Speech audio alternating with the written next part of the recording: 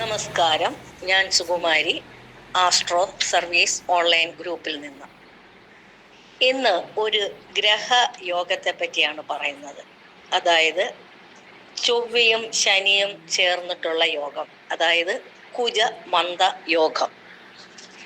ഈ യോഗം ഒരു അപകടകരമായ ഗ്രഹയോഗമാണിത്.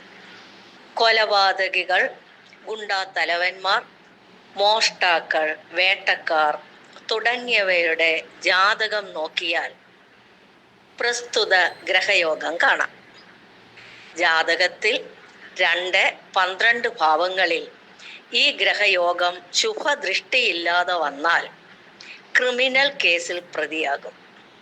ഈ യോഗത്തിന് വ്യാഴവുമായി ബന്ധം വരികയും അത് കേന്ദ്ര രാശികളിൽ ഗ്രഹബലത്തോടെ ആവുകയും ചെയ്താൽ ഈ ജാതകൻ വിദഗ്ധനായ ഒരു ഡോക്ടർ, അതായത് ഒരു സർജൻ ആകും. എന്നാൽ വ്യാഴത്തിനു പകരം രാഹു തുടങ്ങിയ പാപഗ്രഹത്തിന്റെ യോഗം വന്നാൽ ഇറച്ചി വെട്ടുകാരനാകാം. ഏത് രാശിയിലാണോ മുകളിൽ പറഞ്ഞ യോഗം വരുന്നത്, ആ രാശിയുമായി ബന്ധപ്പെട്ട അവയവത്തിന് രോഗം ബാധിക്കാം.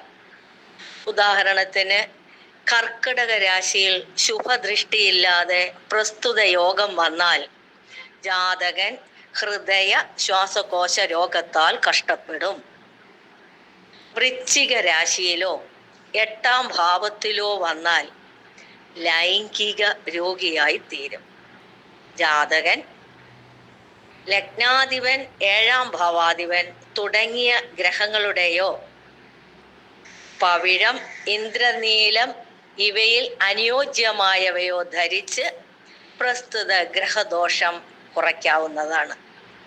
ശ്രീ മുരുകൻ, ധർമ്മശാസ്താവ് എന്നീ ദേവന്മാരെ വിധിപ്രകാരം ആരാധിക്കുന്നതും ശുഭകരമാണ്. നന്ദി, നമസ്കാരം.